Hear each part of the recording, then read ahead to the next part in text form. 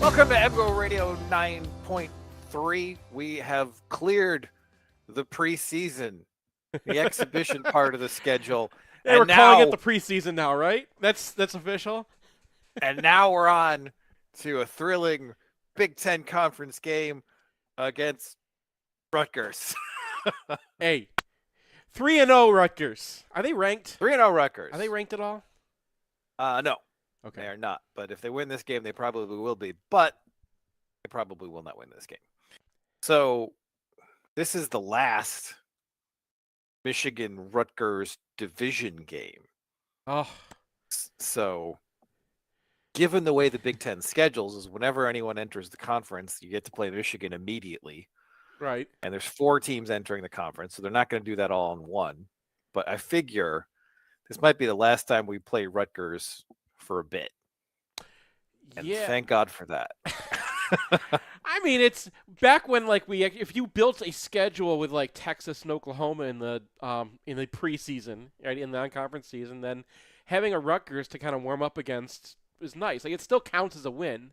And like when you're in a Big Ten where, you know, if you have the same number of wins as Penn State, and you know these things happen, right? And if like Penn State played Rutgers and we played USC, and we're tied, and like our only losses to Penn State, they get to go to the Big Ten championship, but we don't, even though we have a win over, you know, a much better non-divisional opponent or another. That's the thing. Rutgers made it easy. Rutgers is like a conference win. Sure. That I mean, like it is interesting that if you looked at this year's schedule, I said every game until Penn State was a must win. Uh-huh. Part of that is because Michigan is in a peak roster year. But part of that is that unless you draw, like, I was going to say Wisconsin, but then it's just the West is sort of historically down. Yeah. And Michigan has, you know, 3 body bag games in the East now that it looks like Michigan State is going the way of the dodo this year. And starting next year, the schedule is going to be radically upgraded. Yeah. For one, you have Texas in the non-conference. For 2, they're probably going to draw USC. Yeah. They're going to keep the Ohio State game. Yeah, and I would not be surprised if Oregon or Washington is also on that schedule. So the marquee games will tick up, and because it's a 12-team playoff, I think you might see college football move a little bit more towards the college basketball model, where it's not how many losses you have, but who you beat. So hopefully this will be the last sort of season where teams are incentivized to schedule no one in the non-conference. And then with 4 teams more interesting than Maryland and Rutgers joining next year, should have more competitive football games. But Rutgers is up next. I guess we'll talk about their offense to start. Gavin Wimsatt throws for 46 yards in a win over Virginia Tech last week. He's averaging a 51% completion rate, 6.2 yards of completion. That 51% completion rate is sort of boggling when you see the throws that Wimsatt is making, because I'd say half of them are under 5 yards. About right, yes. So, he's capable of occasionally uncorking something. He was a 4-star. He has the arm strength. There was a beautiful touch pass as he was rolling to the sideline against Virginia Tech, but then he'll just throw a simple crossing route well wide of a receiver. Very erratic.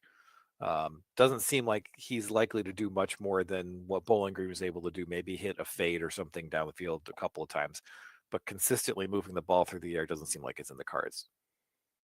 No, probably not. It's a multiple piece issue, the Rutgers passing game. It's not just Wimsatt. They also have receivers that I think are lackluster, might you say.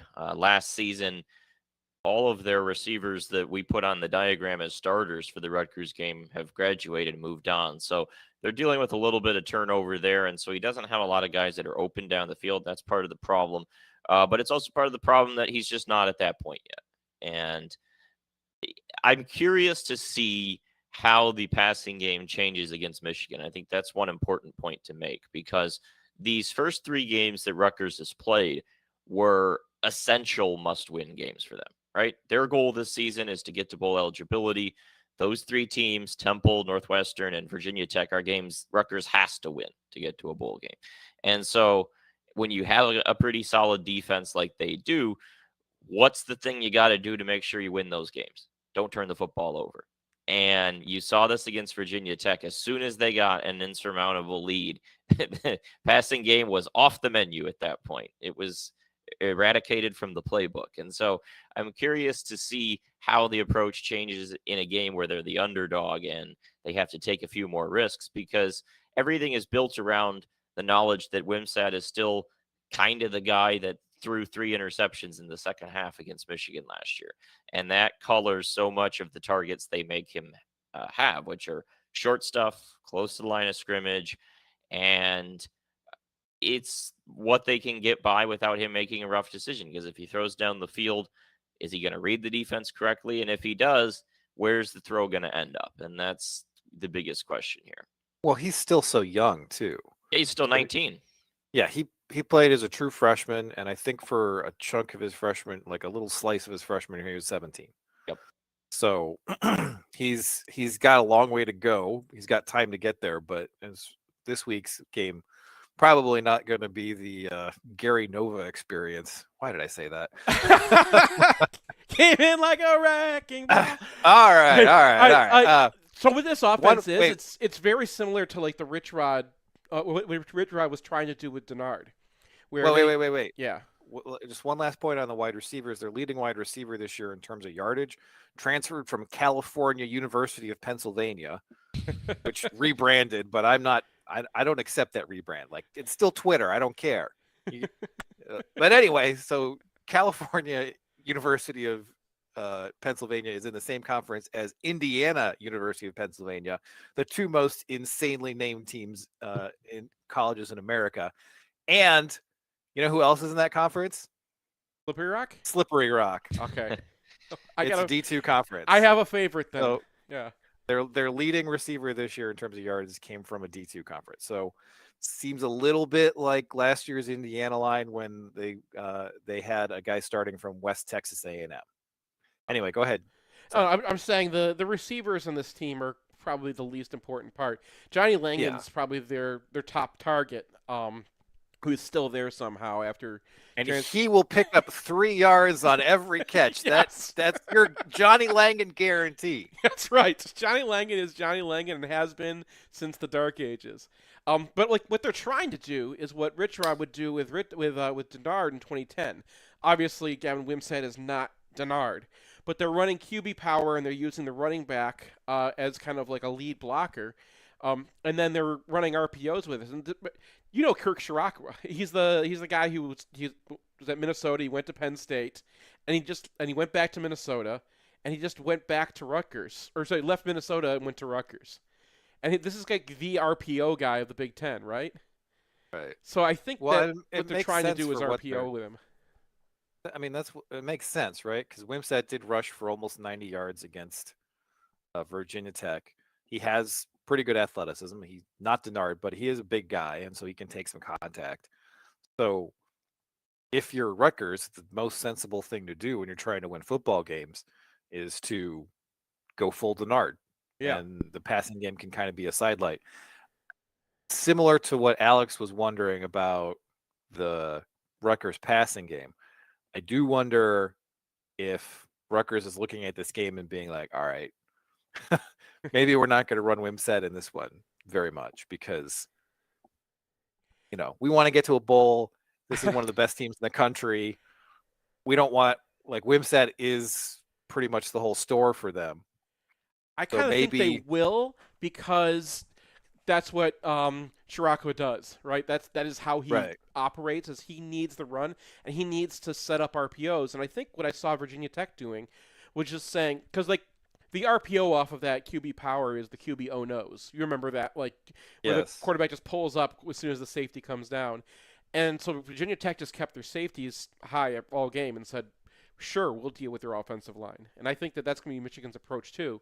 If you face an RPO team, you actually get to kind of select what their play calling is, at least between the run and the pass.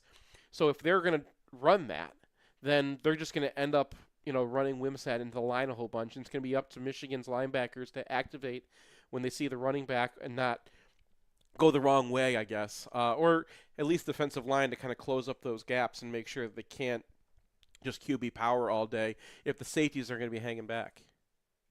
Yeah, and that running back is Kyle Monungai. Rutgers has a sort of a strange tradition of always having a pretty solid running back. Go back to Ray Rice. Pacheco's in the league now. They are able to dredge up a guy who can run the ball from that spot, and Monungai is it this year. I don't really have any takes on him, Alex. He's good, but I'm not. I was surprised that he looked as solid. I don't know. When I seen him in the past, it never really popped off the screen or anything, but he had a really nice game. Nothing incredible for me to say about him. He got really good blocking against Virginia Tech, which was reasonably surprising because Rutgers, you'd assume, doesn't have a good offensive line. I think that might still be the case, but Virginia Tech, they're not Virginia Tech anymore. We'll say that. So they really had a lot of success running the left side of the line. The left tackle there, Holland Pierce, had a nice game. They put Johnny Lang in the tight end on that side, and they just had a lot of success just crushing that side of the Virginia Tech line and being able to run off that left side. And so that long touchdown run, for example, you have all that space that Monungai is able to pick up. So I thought he looked pretty solid in that game. I also liked Jayshon Benjamin, the true freshman. He had a couple nice runs, but Monungai is going to get the Lions' share of the carries, barring an injury in the game. And again, he's pretty solid. He's got a lot of rushing yards this year, 350 something. It's top 10 in the NCAA. But again, part of that's just the approach they have to the offense. And, he talked about on the Sunday show, I think Jamie was mentioning how many three and outs and first down and outs Rutgers had against Virginia Tech, which was pretty startling given their solid yards per play. But the thing was, in this game, they got a couple long explosive plays on the ground and then a lot of stuff that didn't go for very much. But part of it you got the sense of is, again, that they weren't even really trying. 3rd and 11. They just give the ball to Monungai, and they're like, yeah, we're fine punting. We've got the lead. The game's over. and then Virginia Tech doesn't have an edge. They're like, oh, they're not even bothering to, stop him. It's... Let me describe Monungai quickly, okay? He's listed at 5'9". He's probably 5'6". He's also listed at 210, and he looks like he's 190 or 180 until he hits a guy, and that guy just goes flying. He's dense. He's compact and a little churny runner. Okay. One concern from Michigan's point of view is that I believe Mason Graham is going to be out for this game. I think the first person I saw to officially report this after some rumors was Josh Henske on Rivals. So purportedly he's got a broken hand. He's going to miss a couple weeks and come back with a club. So that means that Rayshon Benny steps up, Kenneth Grant steps up, Cam Good steps up. Hopefully Michigan won't have much of a drop off. One thing about Grant is if Rutgers does find some success and is able to stay on the field a little bit, is he ready to play extensive snaps, because when he plays, 18, 20 snaps across the game, he's great. Right. He's also 340 pounds, second-year player, so he might have some issues with getting tired. And then Benny is not quite at the level of those other guys, and neither is Cam Good. So hopefully Michigan can hold up there, but that will be a concern. As far as the rest of the Michigan defense goes, they keep saying that the guys in the secondary are about ready to come back. So we saw Makari Page play last week. We saw Will Johnson play 2 weeks ago, but not the previous week. And still haven't seen Rod Moore. So that'll be, well, maybe not much of a concern against Rutgers. Yeah, I mean, it'll be fine. Where Rutgers, where Michigan's defense is banged up, I don't think Rutgers is well prepared to test, because the defensive interior of Michigan's line, I still am not really buying the Rutgers offensive line. They had some good moments against Virginia Tech, but at the end of the day, the guy I thought was the best player on the Rutgers line was the guy I thought was the weakest player on their line last year. And then after last year, most of their offensive line graduated. And so it's a whole new group. And the player I was talking about, it was right tackle last year. Now they moved him over to left tackle. We just haven't seen them play a real defensive line. And we have enough track record built up to believe that Rutgers offensive line just probably isn't going to be very good. And likewise for Michigan secondary, this Rutgers receiving group just isn't dangerous, and they're not going to throw vertically all that much. And, there's as much chance if you throw at those receivers that they'll catch the ball as it is that it'll bounce off their hands and to the defensive back. So it just doesn't feel like the week where that area of Michigan's concerns are going to be tested that much. All right. Any last thoughts on the Rutgers offense? All right, we're going to take a break, come back, and talk about the other side of the ball. Want the perfect game day outfit? Underground Printing has unique, great-fitting U of M apparel and officially licensed apparel from legendary Michigan names like Woodson, Howard, Ufer, and more. UGP also specializes in custom printed apparel and promotional items for groups, events, and businesses. Whether you need one shirt as a gift or 1,000 shirts for a charity walk, Underground can customize almost anything for groups large or small. To learn more, visit Underground Printing at one of our 3 convenient locations around Ann Arbor or online at undergroundshirts.com.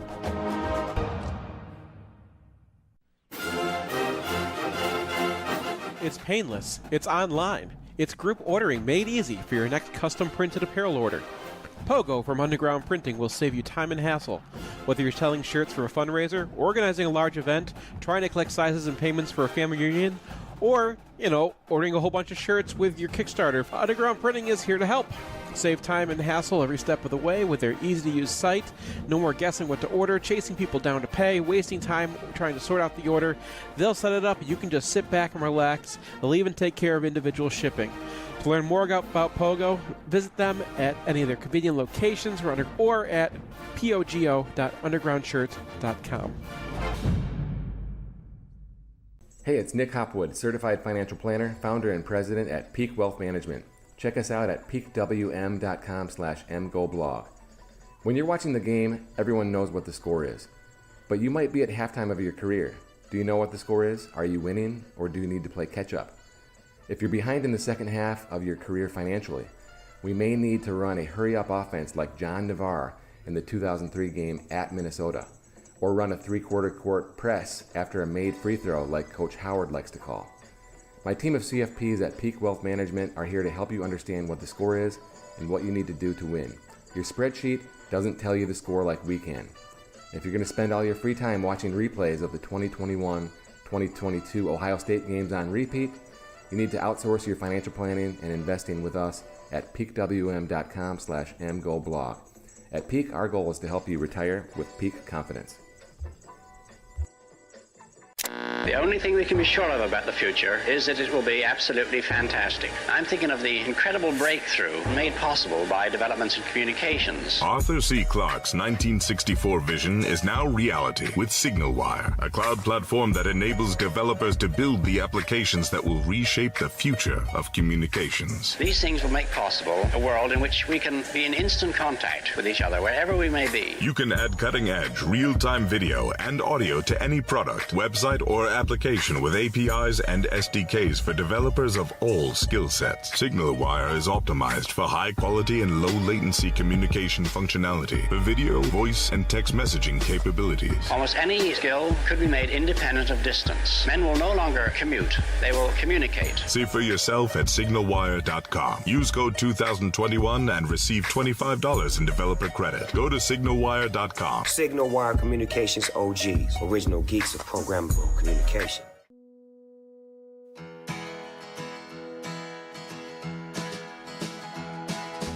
You don't have to say things you don't mean when you're with me.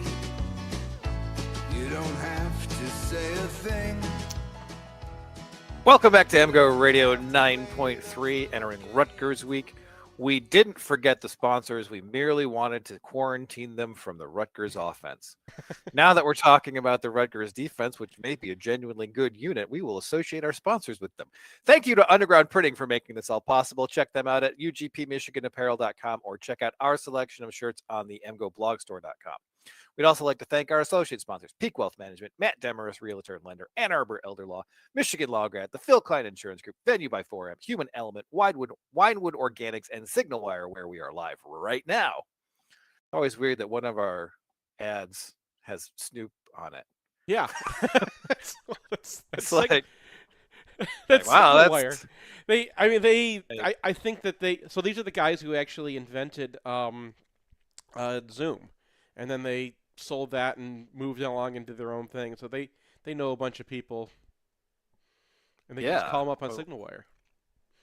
Sure. Yeah. The Rutgers defense, possibly a genuinely good unit.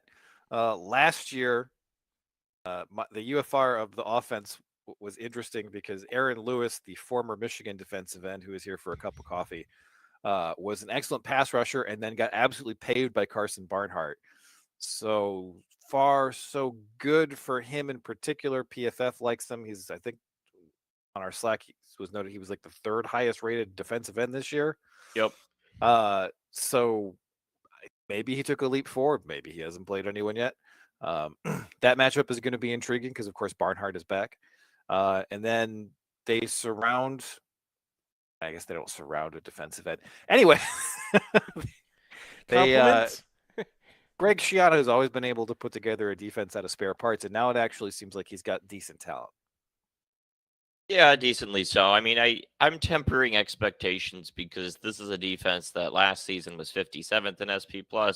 A number of players are back. They have some new players.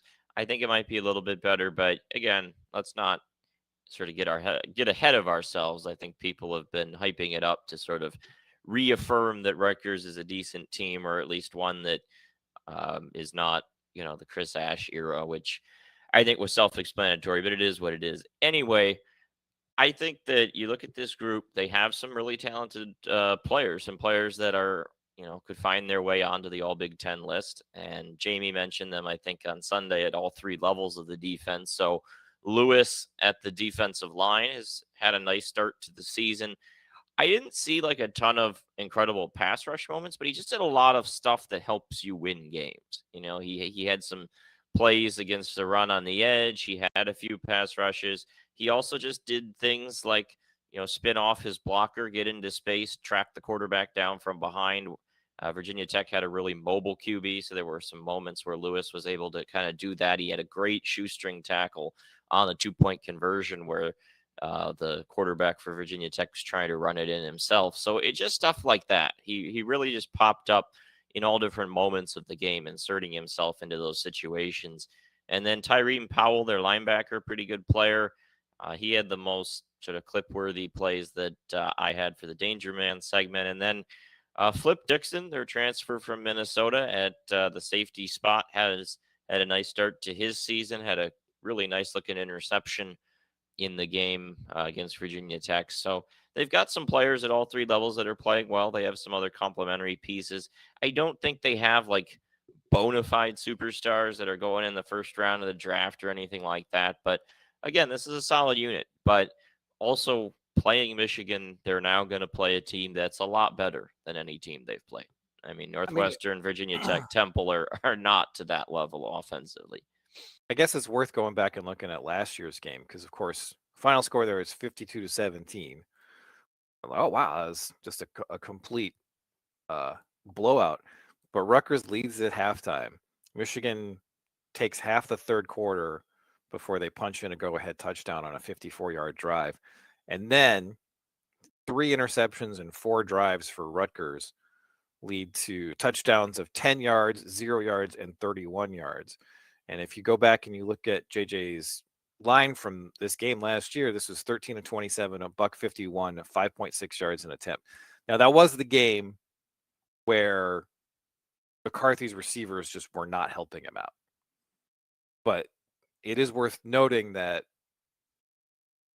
Rutgers was in position to make a Michigan attempt a bunch of contested catches. So this could be sort of an acid test for the okay, if we throw it to Roman Wilson a bunch, he's going to be open a lot and it's going to be fine. Then Michigan ground them up for 282 yards on the ground last year, but their ground game this year has been a little bit touch and go. They've been trying to do the outside zone stuff. So I think if Michigan is able to put the hammer down on this Rutgers offense, I think that does mean something. It's quite possible. I mean, the matchup I'm very interested in is because last year you mentioned Carson Barnhart gave Aaron Lewis the business, but the best way to defeat power is a Don Brown defensive end. Is like that 6'5", 265 kind of guy who is just impossible to move when you try to kick him out with a guy come around on power or counter. And if that's what Michigan's going to be doing, right? If they're going to be pulling the guard and trying to knock the defensive end out of the way with that, and that's the running space they're going for, is Aaron Lewis going to get pushed out of the way when that happens? Is he going to, shut them down? Wesley Bailey is a similar kind of player on the other side too. This is the first team I think Michigan faces where that matchup, if they want to just go to power and bull guys down, that the defense actually has the size. They also have an offensive tackle, Mayan Ahanotu,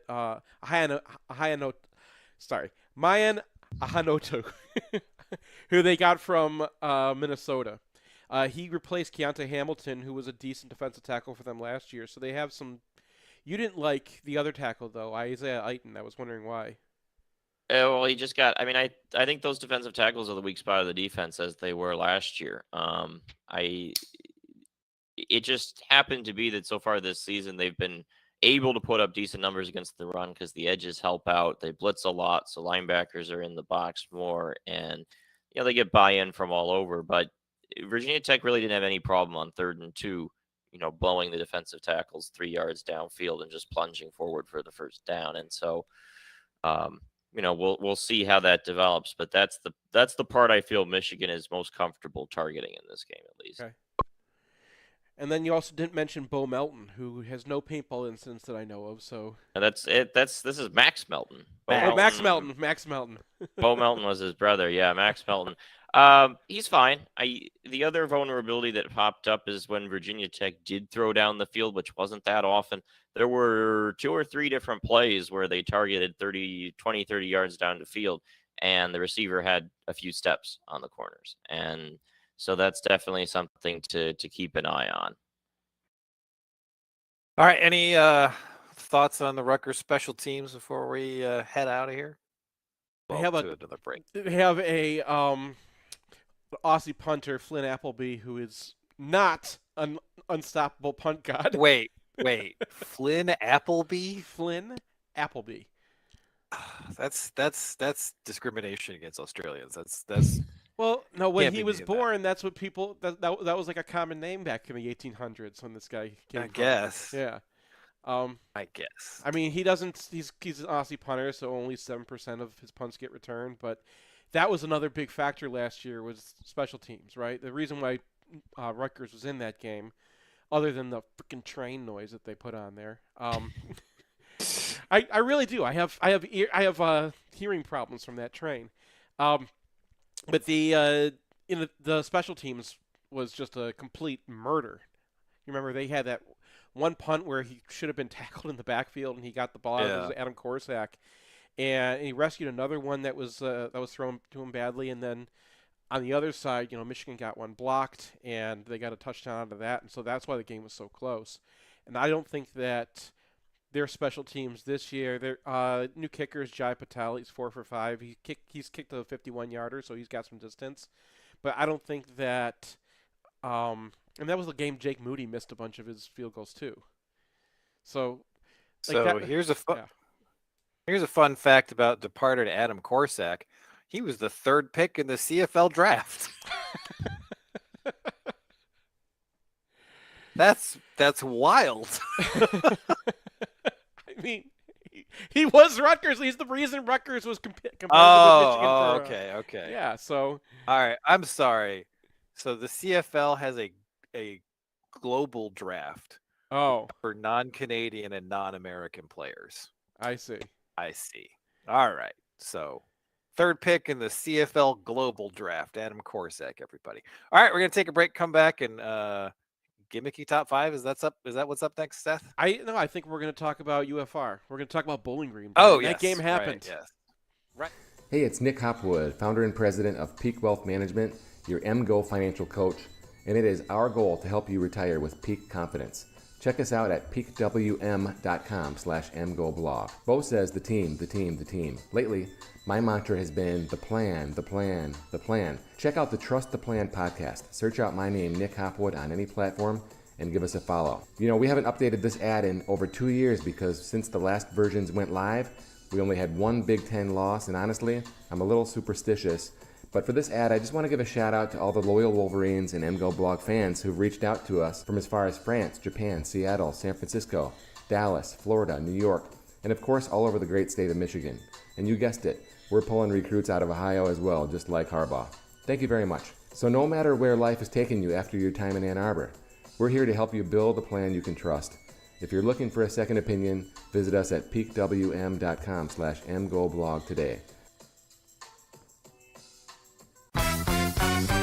Hey, fellow Michigan fans, this is Matt Demarest, Realtor and Lender. For a decade now, you've heard me on the podcast talk about mortgages, and I've helped hundreds of fellow Michigan fans in that capacity, including Brian and Seth. But many of you don't know I'm a real estate broker as well. I promise to make buying, selling, or financing homes simple and cost-effective anywhere in the state of Michigan. Whether you're upsizing, downsizing, buying a vacation home, or building a real estate investment portfolio, send me a text or give me a call.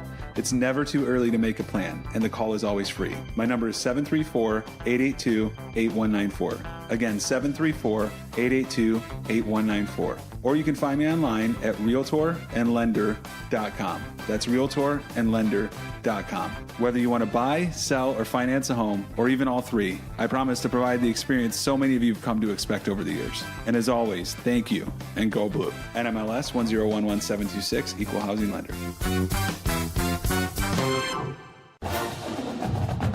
Want the perfect game day outfit? Underground Printing has unique, great-fitting U of M apparel and officially licensed apparel from legendary Michigan names like Woodson, Howard, Ufer, and more.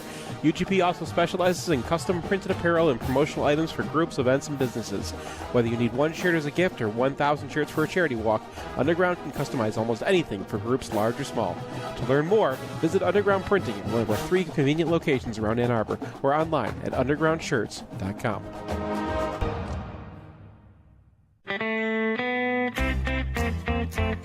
I can't believe I'm doing this. If you find yourself in the penalty box, you want a Michigan man arguing your case, call criminal law attorney and former prosecutor Jonathan Paul tonight. It's 248-924-9458. Or visit his old website at michiganlograd.com.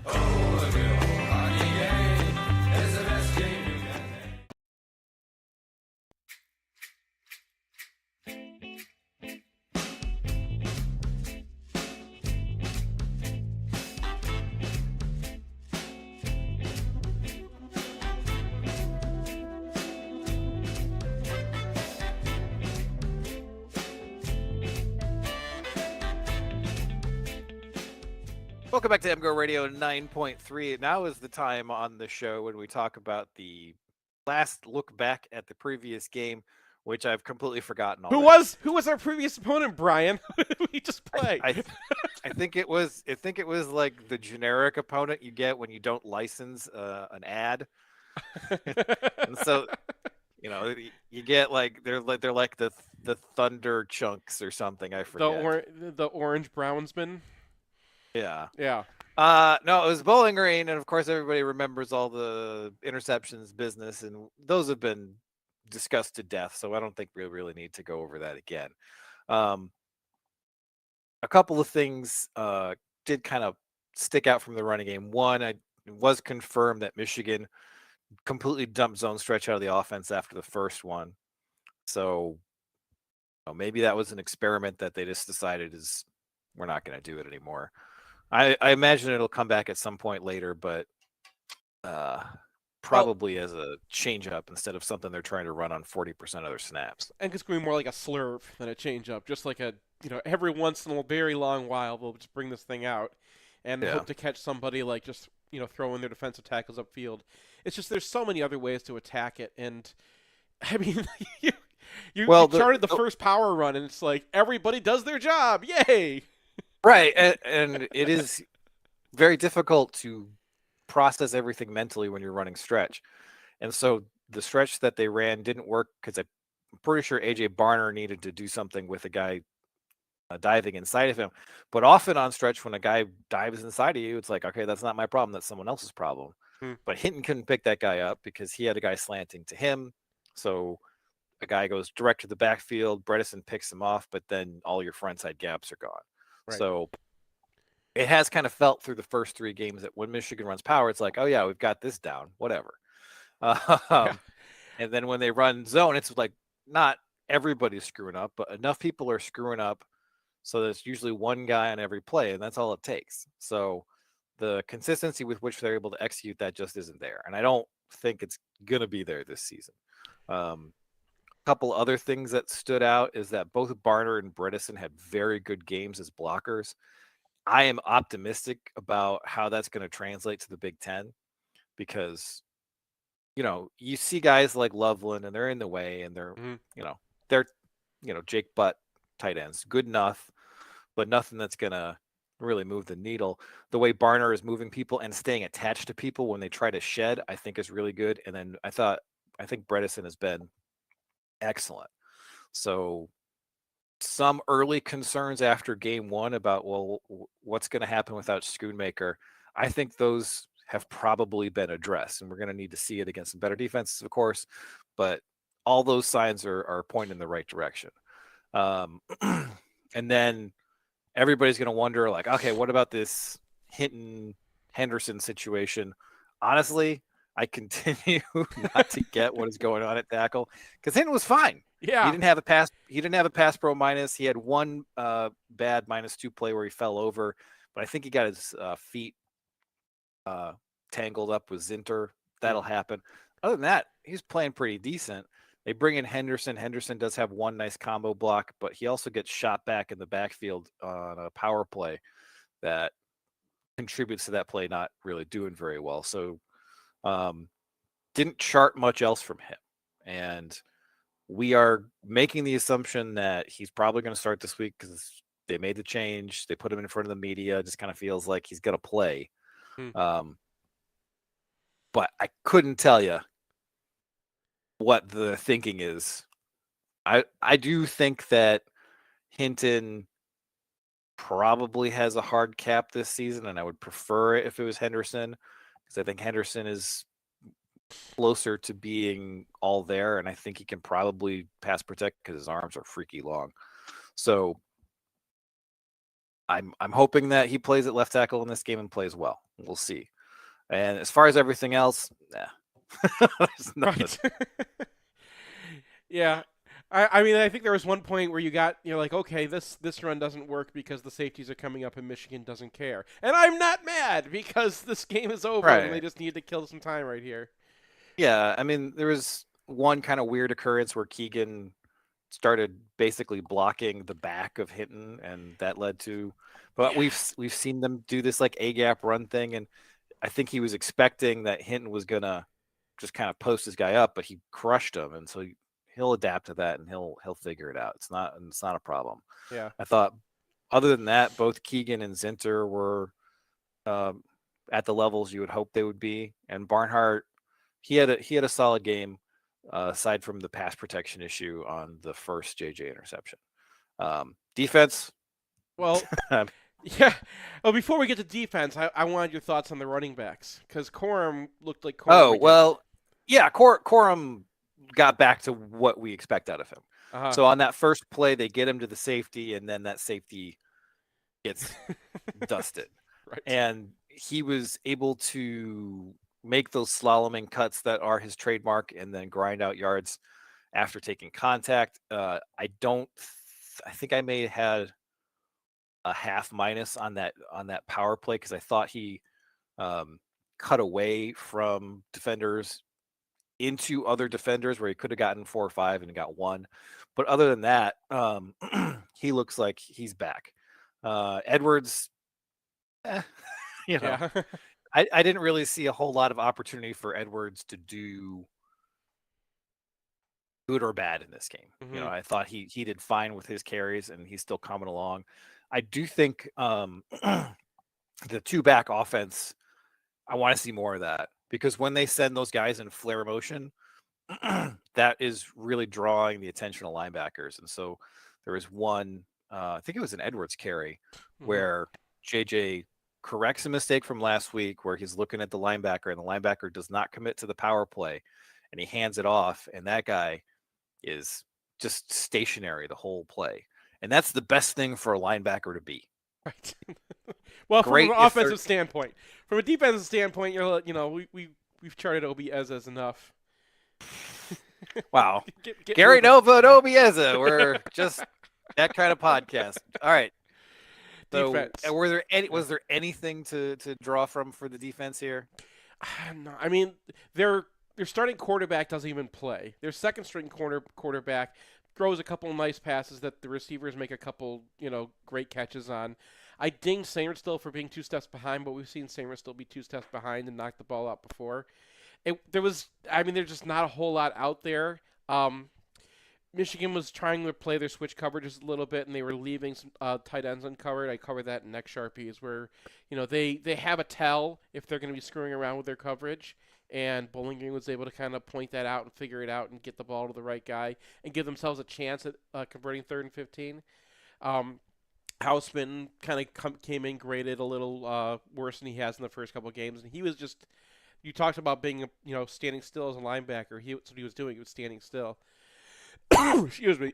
Well, one thing that I think you might be able to take from this game is Junior Colson came out pretty well. Yes. And this was a game where he's got to go tackle in space. He's got to go find guys. And then in the second half, he's got to go clean up a bunch of stuff on counters. So I felt like, we're looking for signs that Colson is maturing into an NFL linebacker. Yeah. And this is some indication that he might.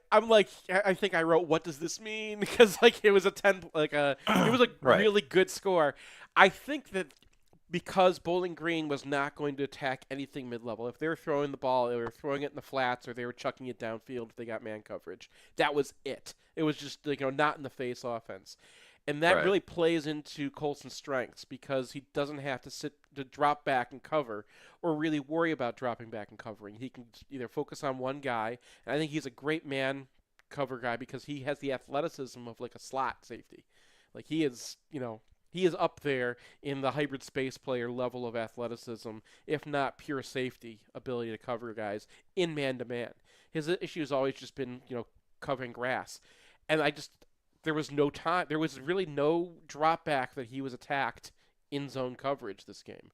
So I'm waiting to see that before I'm like, yay, this has happened. But this is another game where he's started out very positively, and I really hope that this is a sign that he's there. Yeah, we'll see. Not really a whole lot else to take, I imagine. So we'll head to a break, come back, and we've got a very special Gimmicky Top 5 coming up. In southeastern Michigan, the yearly cost for a nursing home averages approximately $100,000. It doesn't have to, though. Reed McCarthy founded Ann Arbor Elder Law after handling a tricky situation for his own family.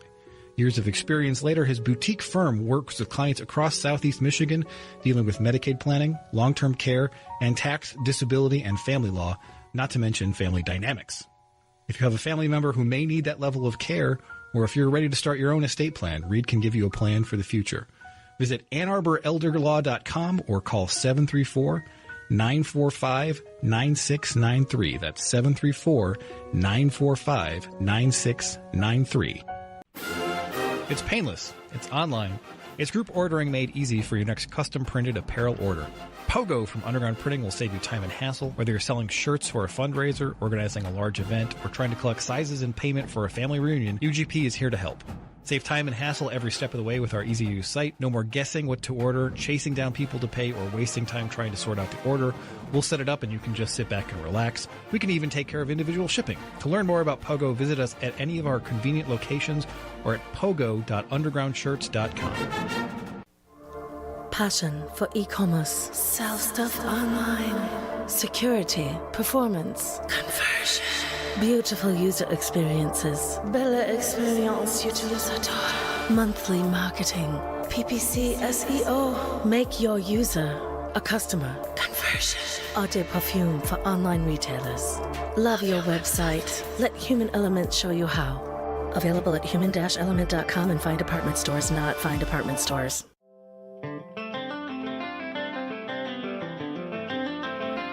Winewood Organics is Ann Arbor's only cannabis microbusiness for adults 21 and older. They're a grower, processing lab, and dispensary rolled into one, cultivating and producing flower, old-school hash, edibles, CBD products, and more. You can find them across the street from Kroger on South Maple, just west of downtown, and at winewoodorganics.com. Veterans and MedCard holders save 10% on all orders, and first-time customers save 25% as long as you're not wearing scarlet and gray. Here's a thing people say. Seth, tell me about your insurance. I'm actually glad you asked me about that because I just changed my insurance, and I'm really happy I did. Let me guess. You use Phil Klein and Owen Rosen of the Phil Klein Insurance Group. They are MGO blog readers, and they don't advertise during football games. And they've got a 5-star rating on anything you would care to see. Call Owen at 248-682-7445 or visit them online at philkleininsurance.com.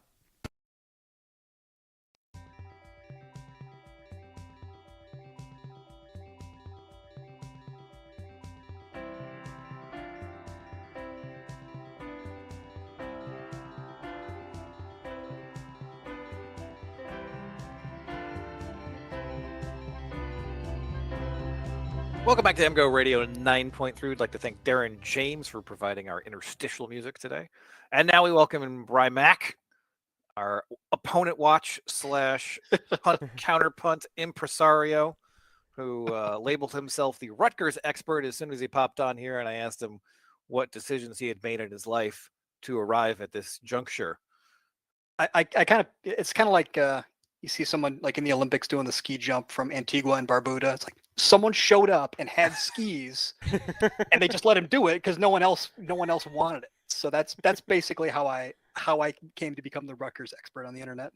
So this is not relevant to anything, but I was in Europe and I was in a bar and they had ski jumping up on.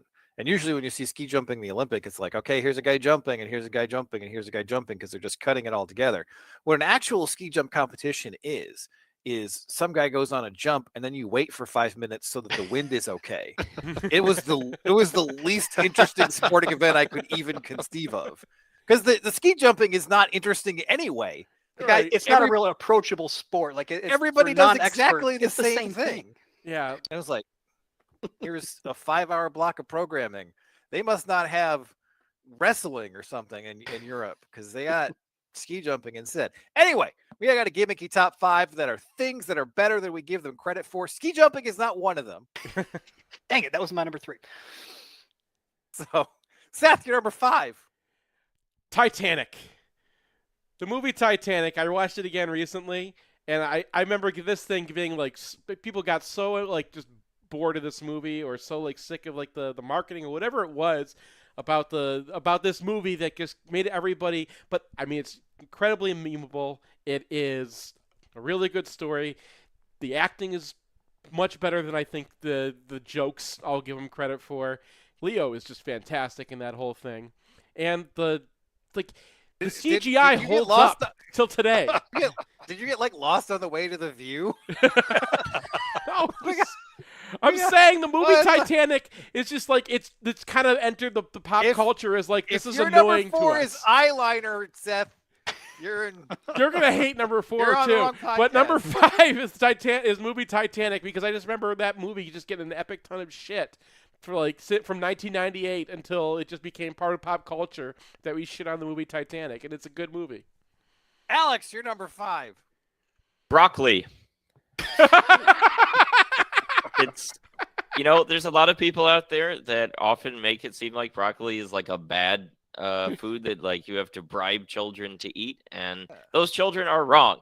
It has, first of all, extremely nutritious, all that good stuff. Kids but do also, not like, care about nutrition. This is not helping your kids. there's a lot of things you can do with it. You can eat it raw, you can grill it, you can steam it. Like there's a lot of different ways you can consume it. You can put cheese on it. You can put dip it in ranch. There's a lot of different things you can do with it, and I've always enjoyed it. I eat broccoli a lot, so this is my answer. Alex, was that your first ever actual? No, it's the children who are wrong, and was that live on radio? I actually liked broccoli as a kid too. Like I was disagreeing with my peers at that time. It is good. Like- Cheese sauce, it's okay. It's okay. I like this for 2 reasons. One, it reinforces Alex's status as the oldest 20-something in the history of the universe. And 2, I agree. My kids eat broccoli. We put cheese on it. It's good. I've always got broccoli around. It's a way to consume food. Anyway, Brian, you're number 5. The BCS. Ooh, It wasn't. like I mean, that, yeah. we kind of look back on it as laughing at it, but they generally got the right matchups, and it didn't affect the regular season the way I think the 4-team or the 12-team playoff does. It doesn't have those same. Right now the 4-team, you have certain desires to manipulate your schedule or do this or that because of what the 4-team playoff.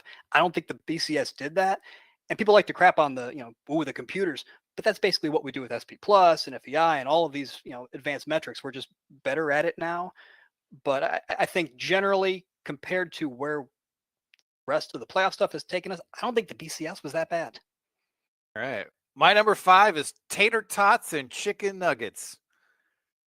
Kid food kind of generally, like peanut butter and jelly. You don't eat that when you're an adult until you have children. And one of your little rugrats, we're going to go with that, leaves half a peanut butter sandwich or leaves some tater tots on a plate. And you're like, well, I'm not going to waste these. And then you're like, hey, this isn't bad. This is... it's not the best food I've ever had, but people always like, oh, trash it. It's like, no, it's kids like it for a reason. There are many ways to fry potatoes, and I would say that's probably near the bottom, though. What? Oh, a tater tot? A tater tot, like is a tater tot better than a wedge? Is it better than a French fry? Yes. No. No. I think tater tots are close to French fries, but wedges, yeah, no way. There's no way. No wedge. Get out of here, Seth. Seth, you're number 4. I hate all mine. Number 4 is UCLA. I don't hate that. That's fine. I mean, like they kind of waltzed into the conference as like, oh yeah, and USC brought a buddy, but like, we're gonna get to go and play games in the Rose Bowl, which is anyone who's been there agrees it's gorgeous. Which if we get a game there in November or something like that, you get to like go and take like a mid-November trip to California. That'll be kind of nice. Their basketball program still has more championships than everybody. I know that they did that all back in the before time, but we know schools who do that. Their baseball program is like the best in the country, and like we'll get all their transfers because they want to stay in conference or something. Like UCLA is a really solid ad, and I know it kind of destroys everyone's conferences and whatnot, but compared to some other schools that the Big Ten has added, I would say UCLA is a pretty good get. Well, the problem with UCLA basketball is they're basically like fancy Rutgers. They just play really bad basketball really well, and I don't want to add that to. Well, let me tell you something about Michigan basketball this year, Brian. Yeah, but I have to watch them. I don't have to watch. If your problem is fancy Rutgers, I have some news for you coming up in our bye week when we talk about the basketball team. Alex, you're number 4. I'm going to go with the Olympics. There are a lot of people that are like, we don't care about the Olympics, whatever. and that's certainly been a thing in recent years. But I'll just be honest, it is still an elite 2 weeks of sports for me. The ability to have, especially if it's in a random time zone, you can get all those tape delayed broadcasts at random times of sports you don't care about, and you turn it on. A lot of them are really good, and there's entertainment from the time you wake up to the time you go to bed. You see a lot of sports you don't normally see. A lot of them are a lot of fun, and I've got no complaints. It's a blast. I'm already looking forward to next summer. I like the short track speed skating. I think more people should be able to win gold medals by not being in a car crash. Brian, you're number 4. Domino's Pizza. I don't think Okay. it's that bad. I mean, it's never great when you have to have an ad campaign that's, sorry, our food sucks. But I think it's actually, the pizza's good, and like a lot of the stuff they have on the side now is also pretty good. So compared to its reputation, I don't think it's that bad. All right. I mean, it is good that when Dave Brandon left, they're like, all right, we gotta tell people that we're sorry that we suck so much, and we're gonna change it. Yeah, it helps that they ditched Dave Brandon just from an emotional standpoint. That yes, no, this is better. That's what people should. This should be a hot take. That everyone should hire Dave Brandon for like just a month, and then everyone's just gonna love. You could be like the most blah guy afterwards, and everyone's just gonna be like, "Thank you for not being Dave Brandon. Thank you for not serving the pizza that Dave Brandon served." Yeah. Okay, the Toys R Us tried that, and have you been to a Toys R Us lately? I don't think you can go to a Toys R Us anymore. that is the other use for Dave Brandon. If you need to hire somebody that everyone's going to hate because you're just going to hire him to rate everybody's retirements, then that's the guy to do it. My number 4 is pork butt. It's $1.50 a pound a lot of the time. What are we doing as a society where something you can make into delicious chili or pulled pork is $1.50 a pound? It's incredibly versatile. And if you get the collagen to melt, it's amazing. And it's the cheapest meat you can purchase almost. I like that your 2 food items are ready in 30 seconds. You have to cook it for 17 hours. But I work at home. I can cook things for 17 hours all day. It's not a problem. I guess if you're in one of those hectic go-go lifestyles, you gotta wake up and shave and put on a suit. Well, then maybe pork butt's not for you, but I pity you, sir, because it is a fine foodstuff indeed. Seth, you're number 3. My number 3, Alex, this is why your original one sucked. It's Brussels sprouts. Ooh. Brussels sprouts have a bad rap because when they engineered they found ways to engineer all the food to be able to grow like 10 times more in the same amount of space. This is what they had to do. Figure out how to do it in the 50s and 60s with basically everything that people eat. When they did it with Brussels sprouts, they forgot to like make sure they tasted good. And for years, for generations, everyone just learned that Brussels sprouts taste bad. They don't. They fixed it. They fixed the problem. And now you can put them in an air fryer, and they are amazing. You can boil them. They're still good. They are way sweeter than they used to be. They are better for you than broccoli. And, they just have a bad rap because, for a generation, we were eating badly genetically modified Brussels sprouts. I just want to know how many other varietals of Brassica oleracea can we get into this podcast? Does anyone have cauliflower on their list? I was just gonna say cauliflower sucks. If anybody stands cauliflower, I'm out. Cauliflower, wow. Cauliflower is awful. That's among my strongest opinions. Wow, I guess I got to put cauliflower on my list because I like cauliflower. You guys are. There we are. Alex, you're number 3. Twitter. This is a lot of people.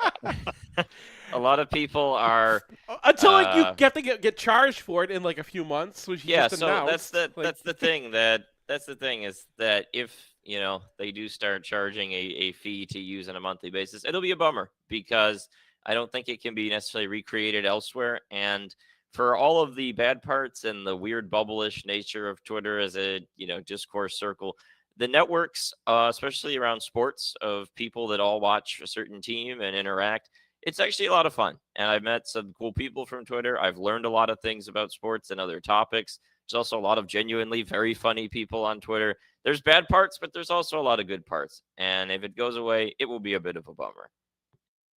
Yeah, I agree with that. That's it's the best place to find. Like I obsessively look for information about the Ukraine war, and Twitter is usually the best place for that. There's like the guy who like has the thread about tires, and you're like, wow, I'm reading about tires. It's like a 30 tweet thread, and I'm enjoying this. What other service could possibly hook you up with the tire guy? I don't know. Brian, you're number 3. James Franklin. Okay. Yeah, I mean, he's very bad at like the very visible public stuff on game day, which is why I love making fun of James Franklin as much as anybody. But for the rest of the stuff, he's actually pretty good. He's a good recruiter. Is like seems to make good hires. Like he seems to be pretty good at most of the stuff that makes a good college football coach. And I'm okay with them locking in like a B+ coach from now until the end of time. My number 3 is walking. Started doing a lot of it. As an exercise or as just a mode of transportation? Whatever. So like the school's kind of a couple miles away, so I walk to pick up the kids and walk them home. Yet, an hour and change, and usually the weather's decent, and there's like occasionally like big pieces of snow you can throw into a river. There's all kinds of things that happen when you're walking that never happen when you're in a car because you're just in this hermetically sealed environment. So I walk them home, and we go to a park and all that stuff, and you're outside. And do you know what happens when you're outside like for at least like an hour or so every day? You feel better. Just feel better. So go walk around, people. It's good. Seth, you're number 2. My number 2 is airplane pilots, specifically for airliners. Like we treat these guys like they're bus drivers. Like you're gonna get like their safety record is ridiculously high, and we take it for granted that they're actually like some of the most highly trained professionals on the planet. And there are situations like every single day at various airports that are fixed because the pilot just does the right thing or makes the right move. Imagine like if quarterbacks had to be like that perfect because all these people's lives were, and then every once in a while you get the story of like something that bad happened and the pilot is just like, yep, I'm just gonna land this thing, right in the harbor next to New York City, and it's gonna be fine. And like those guys are dudes. And remember the guy who saved like the Michigan basketball team? Like he had to pull something crazy in order to like fix that. Like they get thrown so many curveballs and they knock every single one of them out of the park and have to. And there's just a ridiculously great record that should not exist of safety because these guys are just awesome at what they do. And we should appreciate our own pilots more. This does not apply to Russian pilots. There's like one of the other things I do in my spare time, because I'm a normal person, is I read about airline crashes. And there's one where like there's some Russian pilot who lets his kid take the stick and he kills everybody. Which doesn't feel like it should be possible, but I mean, shout out to whoever that Russian pilot was that agreed to fly the breakaway leader guy's plane over Russia. I mean, the fact that they got shot down was like the least surprising airplane crash in the history of airplane crashes. Yeah. Alex, you're number 2. Driving through the countryside. Okay. This is there's a lot of people that don't really like driving that much, and I'm not a big fan of like driving through downtown Chicago or places like that. That's extremely infuriating. But a drive through just like a nice open area or through, the woods, just like it's one of the most calming experiences. Like I've had that. You get stressed, you just get in the car, go for a nice little drive with some good music on. It's actually genuinely extremely relaxing. And I recommend it. Guessing that you've never driven across country before. I've driven large distances. There's once you get to the Dakotas. So we drove cross country in college, and we came out of it with a song called "I Won't Cry When I Leave South Dakota." Well, he's not saying that you should like drive through Nebraska. I'm just saying there's like up to a 4-hour drive without kids. Up to a 4-hour drive can be relaxing. Let's go on some back roads with some nice scenery and stuff. He's not like, sure, okay. Here's here's Yeah, 4 hours. a cornfield. relaxing jaunt, not driving Sure. through the entire state of Indiana. I am waiting with bated breath to hear whether Alex's number 1 is Cribbage or Werther's Originals. Brian, you're number 2. The band Nickelback. What? Yeah. Don't get me wrong. I do not like them at all. You're going full Greenwald here.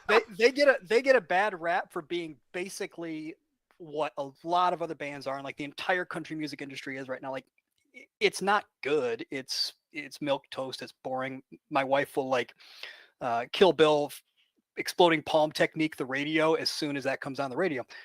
But compared to like 50 other bands, I don't think they're that different. I mean, they get a disproportionate amount of crap for just being mediocre. They're Domino's, the rock band, and I think the whole point of rock music is you're supposed to be like Domino's is edible. I mean, like any one Nickelback song, like it's fine. I don't like it. I'm happy when the song's over, but I'm not going to. There's a comedian out there who does like this whole thing on Guy Fieri, and Guy Fieri was on my list and fell off it because he's actually a much better dude than people realize. I think at this point everybody knows Guy Fieri is a mensch. Yeah, but like the same kind of thing where people he just kind of I agree that they just got dogged a lot, right? Like they became like a joke that you just make fun of this person, even though they're just kind of just doing a thing. But rock music is supposed to be edgy, and if you're not doing anything interesting, like there's no point to it. That's I think what it comes from is everyone who ever wanted to be in a band and like make money making music is like, why are we spending time on this? I feel like not enough of our opprobrium is directed at Creed. I can kind of get on board with like redirecting some of the Nickelback hatred to Creed.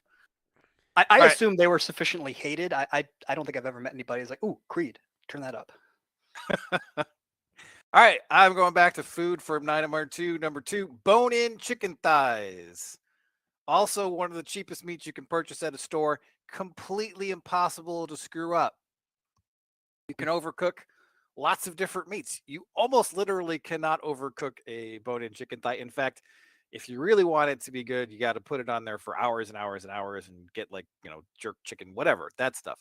But they're like $1 a pound, and you put them on the grill and you grill them in direct with some smoke packs, and it's delicious every time. It's stupid easy. It's stupid cheap. I don't know. What's wrong with America? What's wrong with America? Seth, you're number 1. My number 1 is the MGoBlog message board. Okay. Because go on. We've we've made mentions sometimes, and they're an internet message board. So there are people that react the way that people would on an internet message board, but we've been years cleaning that place up. We've kicked people off, and they've come back. They've come back nicer, and if we've had to kick them off a second time, they've come back even nicer than that. The bots have even gotten nicer. They almost sound like humans now. There's no bots. We charge people to sign up. There's no bots. No, but that's the point. We've been because we charge people to sign up, and it's been like that for a while. The Yahoos have gone away, and we've had a few threads recently where something quasi-political got brought up, or something that normally would just be an absolute shit show was not. And I've been pleasantly surprised quite a few times now that the most annoying thing that happens on the message board is somebody posts a comment as its own thread. But other than that, it's kind of the pleasantry out there, and I appreciate that we have a really comparatively good message board versus every other place I ever go on the internet. Alex, you're number 1. Let's go with water. I'm guessing that Brian called you out on Werther's Original and you had to change the first one? No, I mean, look, a lot of people, they go to restaurants, they go wherever, and they always want to get, various soft drinks, alcoholic drinks, etc. But you really think about it, water is pretty good. It's, it's there at any time you want. It's always free, quenches your thirst. Hot day, come inside, nice cold glass of water. And again, it's totally free. What can beat that? It's not totally free. It's not. You do have to pay the water bill. They will eventually shut your water off. That is true. But you also, you pay the water bill for showering and other things too. And then you get the little offspurt that you can drink it too. Brian, you're number one. I couldn't even imagine that was going to be. You could have given me a lot of. I thought you were going to go like metaphysical with that. You're like, most planets concept don't of have water Like, no, it's just, all it's over just over the surface. Like, I mean, my number one's pretty obvious, but it's John L. Smith. Oh. I mean, same number of Big Ten wins as Mel Tucker. Same number of bowl games at Michigan State as Mel Tucker. Same number of double-digit losses as Mel Tucker. But that whole experience, the whole 4 years, plus the 2 years of a buyout, under $8 million. So I mean, at the end of the day, you're getting a pretty good deal there. Plus, his whole thing was blowing massive leads against really good teams. When was the last time Michigan State had a massive lead against a really good team like that? The thing where the Ohio State blocked the kick at halftime, they were up 3 at halftime against Ohio State. Yeah. When was the last time that happened? Yeah. Recently. My number one is gnomes. I was hearing about dwarves and, hobbits. Hobbits are crazy, all the rage. But, like, nobody's ever dapping up the gnomes, They're good with gizmos. Short. They got hats. What more do you need? Give it up for gnomes. Do you have a gnome power ranking? Like, is David the Gnome still number one, or are there other gnomes out there? I don't know who David the Gnome is, but sure. Okay. It was a Nickelodeon show. Yeah. Really? Yeah. Yeah. I was unfamiliar. He wrote a Fox. There was a whole thing. Gnomes. We gotta get some like Peter Jackson to have like a trilogy about gnomes, and then they'll get their I think their problem is that they don't make very good D&D characters. So why not? They got night vision. Although dwarves also have night vision, but like I think know way more about D&D than I thought you did. What? How can you possibly be surprised at how much I know about D&D? Are gnomes in D&D? Do they have like a? Yeah. It's okay. What? So you tell us. How come they're not? Do they have like a bad run speed or something? Well, they're small and they're physically weak, but I mean it's been a while, so. But I'm pretty sure they're good at illusion magic, which is what Mel Tucker needs coming up for his lawsuit, or it's just like, psh, psh, and then he gets $80 million. Call up some gnomes, Mel Tucker. All right, I think that's the end of this podcast. Pretty definitively ended at this point. Yeah, although, we have that 30-second outro, so now you have to figure out something to say. Right. For 30 seconds. You got to anticipate that I'm gonna go on some. I normally do, but like you seem like you had. Once you get to Mel Tucker gnomes, that's when the outro music starts. Yeah, like it's clear. Yeah, you seem like you had a lot to say about gnomes. I wasn't gonna force you out of here. I do. So you have 10 seconds to tell everybody your thoughts about gnomes. We have advertisers, so I want to keep them. So maybe we'll stop there. All right. Travelocity, if you're out there.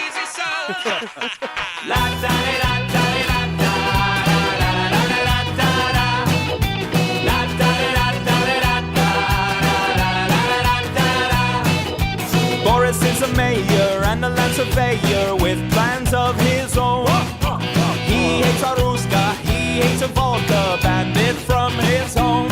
He hates a Ruska, vodka, he never drank a single drop. He hates a Ruska.